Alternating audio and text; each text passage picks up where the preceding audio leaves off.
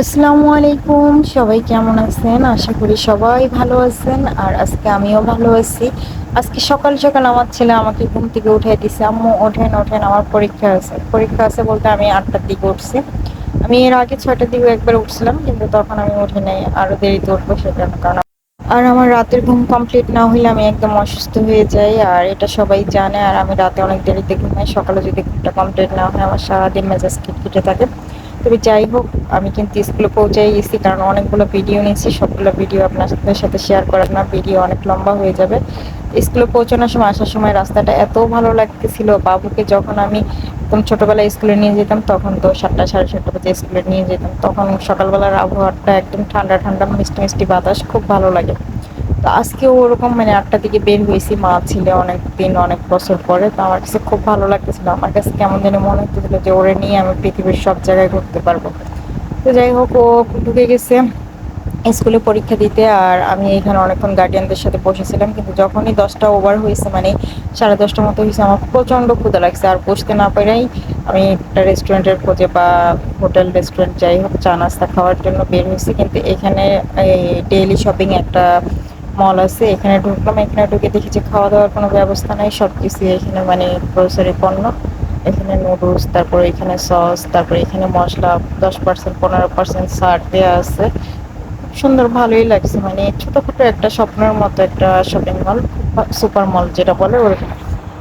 তো এখানে কিছুক্ষণ ঘোরাঘুরি করে দেখলাম যে আমার খাওয়ার মতো এখানে কিছু নাই। তারপরও ভাবলাম যে আরেকটু ঘুরছি, যেহেতু সবগুলো কর্নারে ঘুরি। আর এগুলো হচ্ছে হ্যান্ড ওয়াশিং, মানে ওয়াশিং প্রোডাক্ট যেগুলো, ওগুলো এখানে রাখা আছে। এখানে বিস্কুট, তারপরে এই পাশটাতে আছে মানে দুধ, তারপরে চিনি, যা যা লাগে। আর এগুলো হচ্ছে আমার একদম ফেভারিট জিনিস, আমার আর আমার ছেলের কর্নফ্লেক্স। ওরও পছন্দ, আমারও পছন্দ, কিন্তু এখন আর খাওয়া হয় না, অনেকদিন হয়েছে। আর এগুলো শীতের প্রোডাক্ট। তো ভাইয়াটাকে আমি জিজ্ঞেস করতেছি এখানে হোটেল বা চা নাস্তা খাওয়ার মতো কোনো ব্যবস্থা নেই। বলে যে আজকে শুক্রবার, আজকে তেমন কোনো ব্যবস্থা পাবেন না, আপনি একটু ভিতরের দিকে গেলে পাবেন। তো ভিতরের দিকে ঢুকে দেখি যে একটা দোকান খোলা। তো এই দোকান থেকে একটা চা আর একটা প্যাটিস অর্ডার করলাম। চা প্যাটিস খেয়ে অনেকক্ষণ কথাবার্তা বললাম, ভাবিদের সাথে কথাবার্তা বলে মন পুরো কথা বলছি। আর আমি এত ইজিলি মানুষের সাথে ফ্রেন্ডলি হয়ে যাইতে পারি, মানে ওইখানে গেছি মানে মোটামুটি একটা গ্রুপ বানাই ফেলছি, সবার সাথে 3-4 জনের একটা গ্রুপ হয়ে গেছে। অনেকক্ষণ কথাবার্তা বললাম, অনেক কিছু বললাম, অনেকের থেকে অনেক কিছু জানলাম শিখলাম, আমার থেকে অনেকে অনেক কিছু জানলো শিখলো। তো এরকম করতে করতে আমাদের টাইমটা ভালোই কেটে গেছে, একদম বোর টাইম কাটে নাই, মোটামুটি ভালোই এনজয় করছি। এখন হচ্ছে বাচ্চাদের ছুটির টাইম।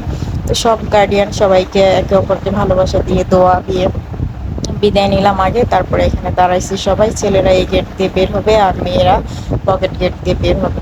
আমার ছেলে তাড়াতাড়ি বের হয়ে গেছে, আমি ভাবছি ও তো লেজি বয়, সবসময় পেছন মানে পেছন থেকে আসবে, একদম সব যখন বের হয়ে যাবে তারপরে বের হবে। দেখেছি না, মোটামুটি কয়েকজন বের হওয়ার পরে আমার ছেলে বের হয়ে গেছে।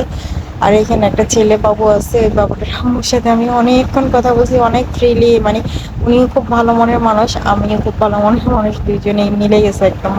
আর এইখানে পুরুষ যারা ছিল তারা একদম অধৈর্য হয়ে গেছে, কারণ সকালবেলার 10টা 11টার রোদ অনেক তাপ দিচ্ছিল, আর ওনাদের ধৈর্য কুলাইতেছিল না এখানে দাঁড়ায় থাকতে। এক একজন বলতেছিল ভিতরে চলে যাবে, আবার কেউ বলতেছে তাড়াতাড়ি বাচ্চাদেরকে ছেড়ে দাও। কিন্তু ওরা বাচ্চাদেরকে ছাড়ছে একটা একটা করে, ওই সবাইকে ক্যালেন্ডার দিছে। তো সেই কারণে আমি আবার ভাবছিলাম ওরা যেহেতু বলছে প্রত্যেককে গিফট দিবে, হয়তো কোনো জ্যামিতি বক্স বা কোনো সান্ত্বনা পুরস্কার হিসেবে দিতে পারে। পরে দেখি সবাইকে একটা করে ক্যালেন্ডার দিয়ে দিছে। আর এদিকে আমি রিক্সা নিয়ে নিছি, আর যাওয়ার সময় রিক্সা ইজিলি পাই গেছি, কিন্তু আসার সময় রিক্সাটা তো ইজিলি পাইনি। অনেকটা পথ হেঁটে আসি, তারপরে রিক্সাটা নিয়েছি। আর আমার ছেলেকে জিজ্ঞেস করলাম পরীক্ষা কেমন হয়েছে, ও বলছে আলহামদুলিল্লাহ ভালো হয়েছে।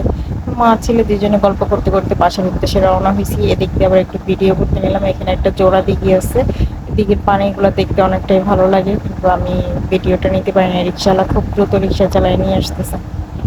আর এটা হচ্ছে পাহাড়তলি রেলগেট, আমার বাসার কাছাকাছি, মানে আমাদের এরিয়ার কাছাকাছি, একটু পরেই মানে ভিডিও শেষ হয়ে যাবে। তো আজকে এতটুকুই, কালকে আবার দেখা হবে অন্য কোনো ভিডিওতে। ততক্ষণ পর্যন্ত সবাই ভালো থাকবেন, যত্ন নেবেন নিজের, আর আমার জন্য বেশি